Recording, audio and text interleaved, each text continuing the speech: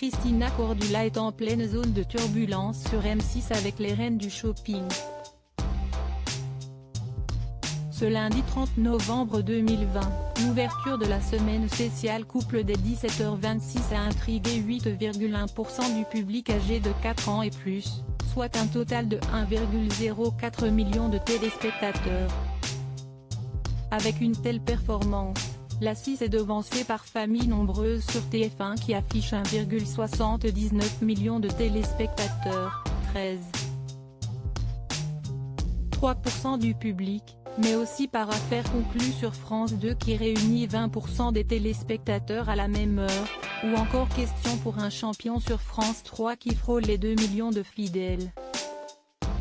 La spéciale Drag Queen, quel score pour M6 ? Auprès de la cible commerciale, là encore, Christina Cordula est chahutée.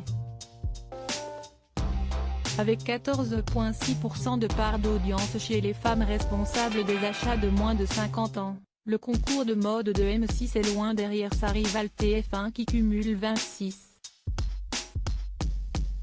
26,8% de part de marché.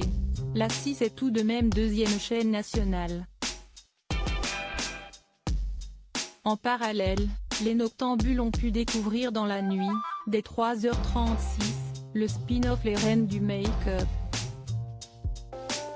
Diffusée sur 6play depuis 2016, la spéciale Drag Queen, sous la marque M6 Extended, a eu droit à une diffusion linéaire. Les téléspectateurs de M6 ont pu redécouvrir la présentatrice de cette pastille habituellement digitale, Magali Bertin. Magali Bertin, leader des audiences en pleine nuit sur M6. Les 5 numéros diffusés jusqu'à 5h du matin affichent un bilan contrasté. Dans la même tendance, Karine Ferry et les rediffusions de Les Plus Belles Mariées ont su satisfaire TF1 la nuit ces derniers jours. Au total pour cette diffusion nocturne, la part de marché auprès des femmes responsables des achats de moins de 50 ans atteint 0% jusqu'à 4h11 du matin pour Magali Bertin, avant de monter à 0,3%. En revanche, auprès de l'ensemble du public, le programme a affiché entre 35 000 et 93 000 téléspectateurs, soit 7% de part de marché auprès des 4 ans et plus. 11,7% du public présent devant la télévision entre 4h47 et 5h09 ont suivi le dernier numéro de la spéciale des Reines du Make-up.